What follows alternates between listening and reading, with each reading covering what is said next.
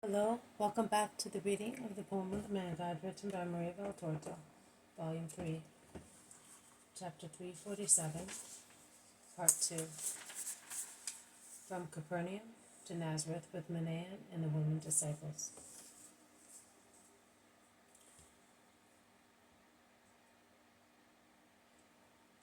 Jesus speaks.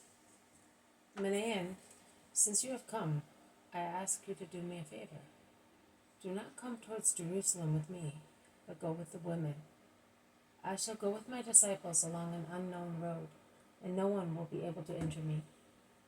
But they are women and unprotected, and he who is to accompany them is a meek soul, and has been taught to offer his other cheek to anyone who would strike him.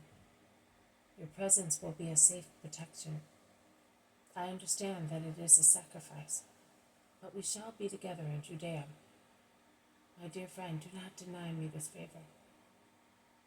Lord, every desire of yours is law to your servant. I am at the service of your mother and of the women disciples as from this moment, until you wish so. Thank you. Also, this obedience of yours will be written in heaven. Now, while waiting for the boats, let us cure the sick people who are waiting for me. And Jesus goes down into the kitchen garden, where there are stretchers and sick people, and he cures them at once, while Jairus and a few friends of Capernaum pay their respects to him.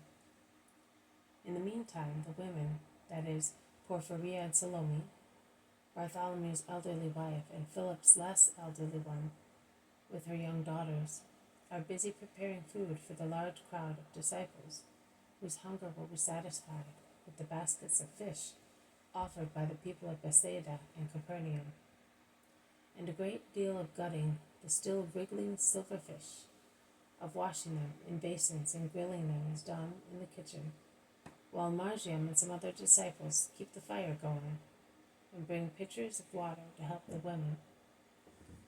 The meal is soon ready and soon over, and as sufficient boats have already been assembled, all they have to do is to embark for Magdala on an enchanting lake, which is so serene and angelical in the emerald green setting of its shores.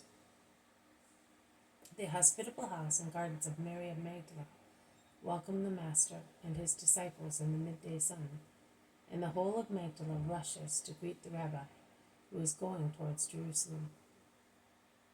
And the faithful crowd marched nimbly and happily along the cool slopes of the Galilean hills, followed by a comfortable wagon, in which there are Joanna with Porphyria, Salome, the wives of Bartholomew and Philip, with the latter's two young daughters, and the two cheerful little orphans adopted by Joanna, Matthias and Mary, whose aspects have altered beyond recognition from what they were 5 months ago.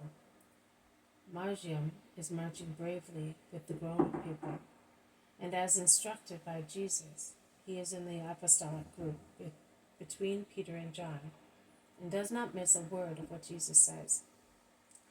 The sun is shining in a very clear sky, and gusts of warm wind carry the scents of woods, mint, violets, early lilies of the valley, rose bushes full of flowers, and above all, the fresh, lightly bitterish scent of the blossoms of fruit trees, which everywhere pour a shower of snow-white petals on the grassland. They all have petals in their hair while they proceed among the continuous warbling of birds, among enticing songs and anxious calls from one thicket to another, between bold males and demure females, while sheep graze, fat through their maternity, and the first little lambs knock their little muzzles against the round udders to increase the secretion of milk. Or they jump about the meadows covered with tender grass like happy children. They soon reach Nazareth after Cana, where Susanna joins the other women, taking with her the products of her land in baskets and vases, and a whole shoot of red roses, all in bud, and about to open. To be offered to Mary, she says. I have some too, see, says Joanna, uncovering a kind of box in which many roses had been laid among damp moss. They are the first and the most beautiful ones, but still nothing for her who is so dear. I see that every woman has brought food for the Passover pilgrimage, and with the food some have brought flowers, some plants from Mary's garden. Porphyria apologizes for bringing only a vase of camphor, which is magnificent in its tiny blue-green leaves that exhale their aroma even when they are lightly touched. Mary wanted this balsamic plant, she says, and they all praise her for the luxuriant beauty of the young tree. Oh, I have watched over it all winter, protecting it from frost and hail in my room. Mary helped me to take it out in the sun every morning and bring it in at night. And if there had been no boat and no wagon,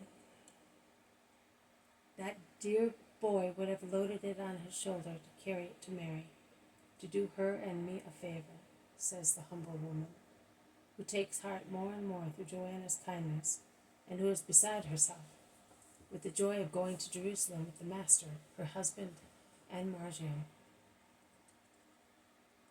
This has been a reading from the poem of the Man God, written by Maria Valtorta, Volume 3, Chapter 347, Part 2, From Capernaum to Nazareth with Manaen and the women disciples. Thank you for listening. I will see you tomorrow. May God bless you, and may peace be with you.